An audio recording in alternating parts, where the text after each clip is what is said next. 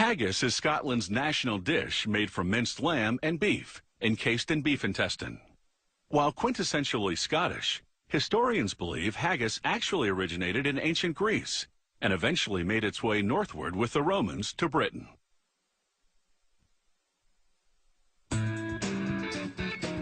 Haggis is traditionally served with mashed potatoes and turnips, what the Scots call neeps and tatties, along with a glass of Scotch whiskey to wash it down.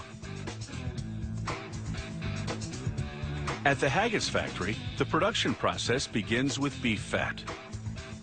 They put it through a mechanical chopper, and a guillotine blade slices it up.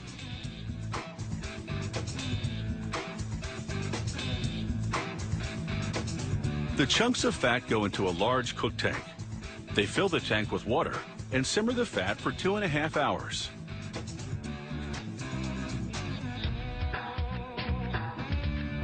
Then, using a strainer, they drain the cooked fat and put it in a tub.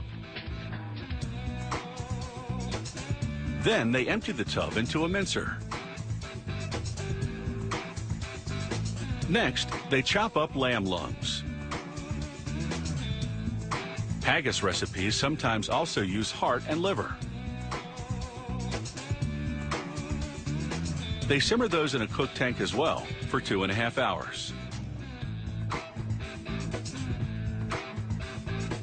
Using a strainer, they drain and remove the cooked chopped lungs and transfer them to a tub. They now take dried shredded onions and rehydrate them with some stock from the cooked meat. They pour the onion and stock mix into the tub with the cooked lungs. Then empty the whole thing into the mincer to join the ground fat.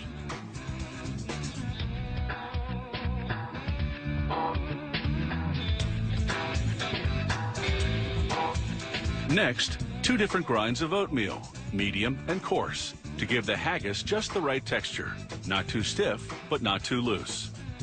The consistency is key, which is why the grind proportions are a closely guarded company secret. Also a top secret, the composition of the spice blend they now add. All the company will divulge about this seasoning is that it includes salt and pepper. The oatmeal and spice blend now join the other ingredients in the mincer. And there you have it, the finished haggis mix, ready to be stuffed into casings.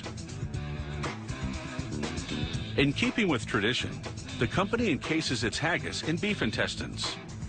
After a thorough cleaning, the intestines are stored in salt. Before use, they soak in cold water overnight to desalinate. This also softens them up until sufficiently pliable for the stuffing process. On the filling line, workers slip an intestine over what's called the stuffing horn. Then, with the knee, activate a lever that triggers the machine to pump out a set amount of haggis mix. On this run, they're preparing the 1-pound size. They close the casing on either side with a thick aluminum staple. Now they spread the haggis out on cooking trays and pierce each casing to let air escape as the casing shrinks during cooking.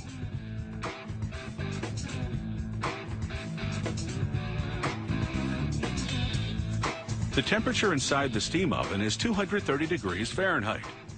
The haggis cooks for 1 hour, during which the casing shrinks and forms into a ball shape.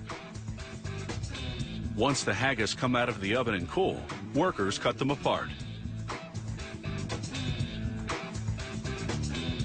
Each haggis goes into a printed plastic bag, then into a vacuum sealer. The machine draws out 99.9% of the air before sealing the bag. This vacuum packing process extends a 7 to 10 day shelf life to 4 weeks. The packaged haggis now drop into a tank of hot water. The bags instantly shrink and thicken by 25%. Making them significantly more durable. Haggis may date back to ancient Greece, but it's certainly changed with the times. This company also makes a 1-minute microwavable version, a canapé format, and even vegetarian haggis. Far beyond what Robert Burns could ever have imagined.